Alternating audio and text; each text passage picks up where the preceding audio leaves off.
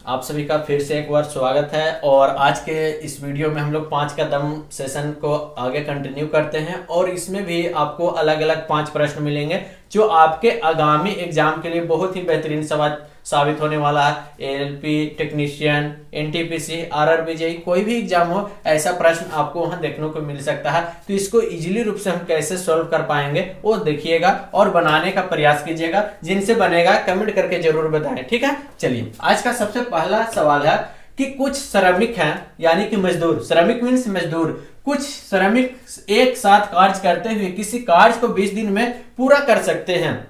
यदि 4 श्रमिक और आ जाते हैं तो कार्य 4 दिन पहले समाप्त हो जाता है। तो श्रमिकों की संख्या बताना है जी। टोटल श्रमिक की संख्या हमको नहीं दिया गया है, टोटल बताना है। चलिए, कुछ श्रमिक है यानी कि एक श्रमिक है, एक कार्य को 20 दिन में करता है, किसी कार्य को क्या कर रहा है 20 दिन में समाप्त कर सकते हैं। यदि क्या हो जाएगा, 4 श्रमिक और आ जाए। श्रमिक की संख्या क्या है, एक से नहीं पता है, 4 श्रमिक और आ जाए यानी कि x + 4 हो जाएगा। तो 4 दिन पहले समाप्त हो जाता है। एक श्रमिक काम कर रहा है तो 20 दिन में कर रहा है, लेकिन 4 श्रमिक और आ जाते हैं तो 4 दिन पहले समाप्त हो जा रहा है, यानी कि 20 में से 4 घटा देंगे, यानी कि 16 दिन में काम समाप्त हो जाएगा। अब निकाल लीजिए यहां से x का मान, वही श्रमिक की संख्या हो जाएगा, x × 20 हो जाएगा जी। ये बराबर क्या आ जाएगा, x + 4 इंटू क्या आ जाएगा आपका 16। तो x 20x हो जाएगा, ये क्या आ जाएगा, ये 20x हो जाएगा। 20x बराबर 16x + 64।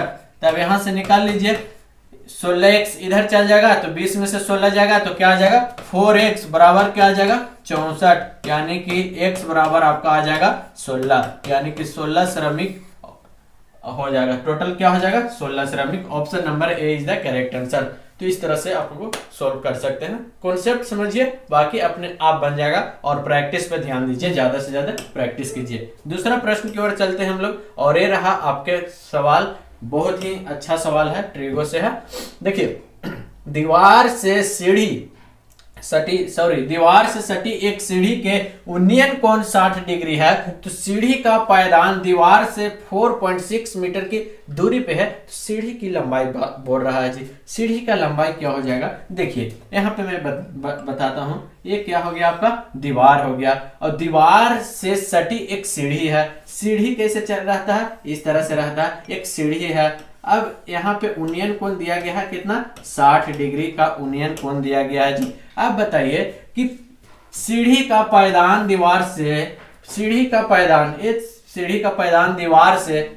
4.6 मीटर की दूरी पे है। क्या है, 4.6 मीटर की दूरी पे है। तो सीढ़ी का लंबाई ज्ञात करना है। ये सीढ़ी है जी, ये क्या है आपका सीढ़ी है, इसी का लंबाई ज्ञात करना है। ये क्या है आपका दीवार है।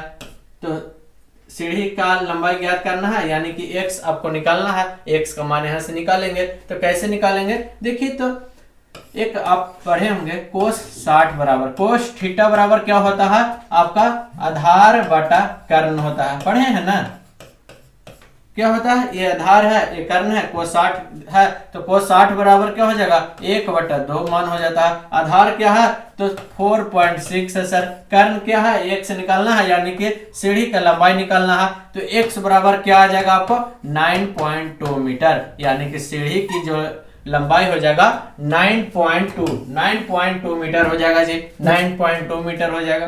कुछ नहीं करना है, बस आपको ध्यान पूर्वक पहले प्रश्न पढ़ना है। प्रश्न पढ़ते हुए आपको बनाना है कि किस तरह से है।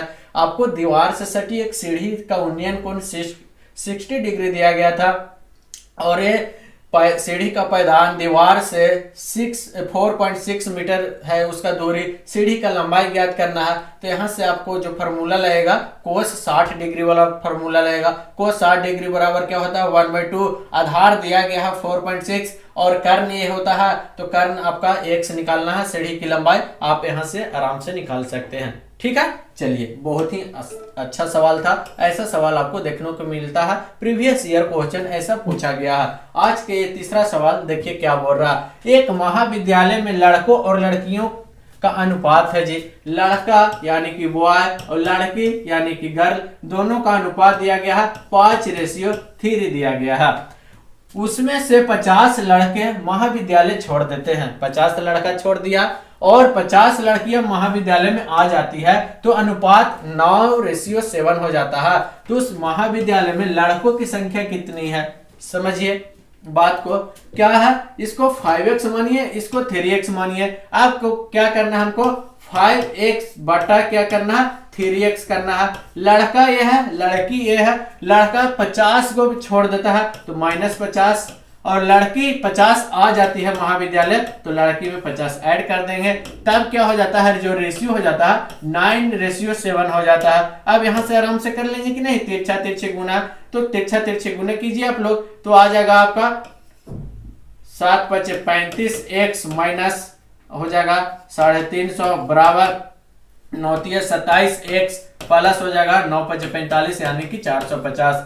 27x इधर जाएगा तो घट जाएगा जी, 35 में से 27 जाएगा तो 8x बराबर क्या हो जाएगा, -350 है, उधर जाएगा तो प्लस हो जाएगा, तो 450 प्लस 350 800 हो जाएगा जी। आप काट दीजिए, 100 हो जाएगा। x बराबर क्या आ जाएगा आपका, 100 आ जाएगा। लेकिन लड़का की संख्या निकालना है, लड़का क्या है 5x है, तो 5 गुने x क्या है जी, 100 आया, यानी कि लड़का की जो संख्या है 500 है। कितना है, संख्या 500 है। यहाँ पे आंसर क्या आ जाएगा, 500 है ना। तो कॉन्सेप्ट सीखिए कि किस तरह से बन रहा है, क्या प्रश्न बोल रहा है और क्या हम लोग कर रहे हैं, बस यही तो समझना है और कुछ नहीं। चलिए अगला प्रश्न हम लोग देखते हैं, और अगला प्रश्न रहा आपके सामने ये बहुत ही शानदार। किसी राशि पे 5% प्रति वर्ष की दर से 2 वर्ष के लिए साधारण ब्याज और चक्रवृद्धि ब्याज 160 रुपए का अंतर है, तो राशि क्या है। यानी कि आपको दिया गया है चक्रवृद्धि ब्याज और साधारण ब्याज का अंतर दिया गया है 160 रुपए, r बराबर 5% है जी, और टाइम दिया गया है 2 वर्ष के लिए। मूलधन ज्ञात करना है, p ज्ञात करना है। तो 2 वर्ष के लिए हम फॉर्मूला बताए थे कि ऐसा सवाल आएगा, चक्रवृद्धि ब्याज और साधारण ब्याज का अंतर दिया रहेगा या अंतर पूछेगा और 2 वर्ष दिया रहेगा समय, तो फॉर्मूला लगता है CI - SI, चक्रवृद्धि ब्याज माइनस साधारण ब्याज बराबर PR² बटा 100 का स्क्वायर। अब इसका अंतर दिया गया है 160 है जी, बराबर क्या हो जाएगा, P निकालना है, R दिया गया है 5, तो 5 गुने 5 हो जाएगा, और यहाँ पे क्या हो जाएगा आपका 100 गुने 100, 100 का स्क्वायर 100 गुने 100। अब काट दीजिए, अब काटना है जी, तो काट दीजिए, आपके हाथ में है।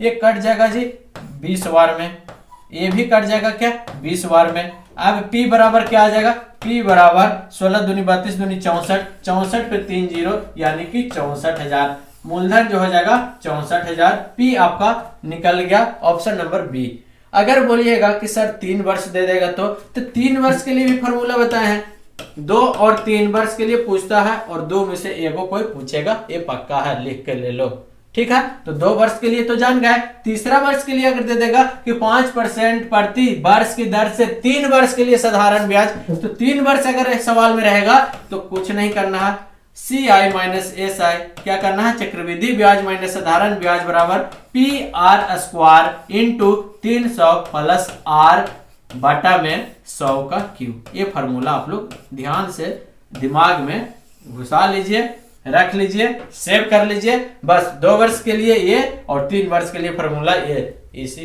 2 से सवाल आपको पूछेगा अगर ऐसा सवाल पूछता है तो, ठीक है। चलिए बहुत ही शानदार था। तो आज का ये लास्ट सवाल देखिए क्या है। चलिए ये भी बहुत ही बेहतरीन सवाल आप सभी के हैं कि निम्न वृत्ता रेख में एक विद्यालय में विभिन्न विभागों में प्रवेश पाए गए छात्रों की संख्या दर्शाया गया है। इसका अध्ययन करके प्रश्न का उत्तर दीजिए। एक डायग्राम आपका दिया गया है कि आर्ट्स में 120 डिग्री है जी, जो इतना छात्र हैं, ये डिग्री दिया गया है, तो हम उसका निकाल लेंगे परसेंटेज और छात्रों की कुल संख्या निकालेंगे। शिक्षा 30 डिग्री का है जी, और लॉ में 40 डिग्री, वाणिज्य कॉमर्स में 70 और साइंस में 100 डिग्री का यहाँ पे दिया गया है। छात्रों की संख्या टोटल है 3600 टोटल छात्र हैं। छात्रों की कुल संख्या दिया गया। प्रश्न क्या है, यदि विज्ञान में 1000 छात्रों को प्रवेश मिला, विज्ञान में क्या मिला, 1000 छात्र मिला, विज्ञान में 1000 छात्रों को प्रवेश मिला है, यानी कि विज्ञान में 1000 छात्र हैं, तो विज्ञान तथा कला में छात्रों का अनुपात क्या होगा। तो विज्ञान और कला में छात्रों का जो रेशियो होगा क्या होगा। विज्ञान का हमको दिया गया है क्या 1000, कला का निकालना है, कला का निकालिए क्या हो जाएगा, तो कला के यहां से निकालिए, टोटल क्या हो जाएगा जी 3600 है सर, कला का निकाल रहे हैं हम लोग, टोटल स्टूडेंट 3600, कला का कितना है 120 डिग्री दिया होगा, तो 120 बटा क्या हो जाएगा 360 हो जाएगा, टोटल डिग्री क्या होता है 360, तो 120 दिया था तो 360 से हम लोग क्या कर दें भागा दे देंगे, तो ये आ जाएगा 12 3 36, यहाँ से काट दीजिए, यानी कि 1200, कला में हो जाएगा क्या 1200 विद्यार्थी, और साइंस में 1000 विद्यार्थी आपको दिया गया है। अब काट दीजिए, 2 0 से 2 0, 6 दूनी 12, 5 दूनी 10, यानी कि जो रेशियो आ जाएगा विज्ञान और कला का 5:6 आ जाएगा। Option number D is the correct answer. हो गया ना, बहुत आसानी तरीका से बना सकते हैं जब आप कॉन्सेप्ट को समझिएगा अच्छे से कि कैसे बन रहा है, कहां से कहां अप्लाई कर रहे हैं, किस तरह से अप्लाई कर रहे हैं, क्यों कर रहे हैं। अगर ये सब आपको समझ में आ जाएगा तो कोई भी क्वेश्चन आप आसानी से कर पाइएगा। तो ठीक है, इसी तरह से आगे हम लोग मिलते रहेंगे नेक्स्ट वीडियो में। तब तक बने रहिए द पॉलिटेक्निक क्लासेस पे, टीपीसी क्लासेस पे।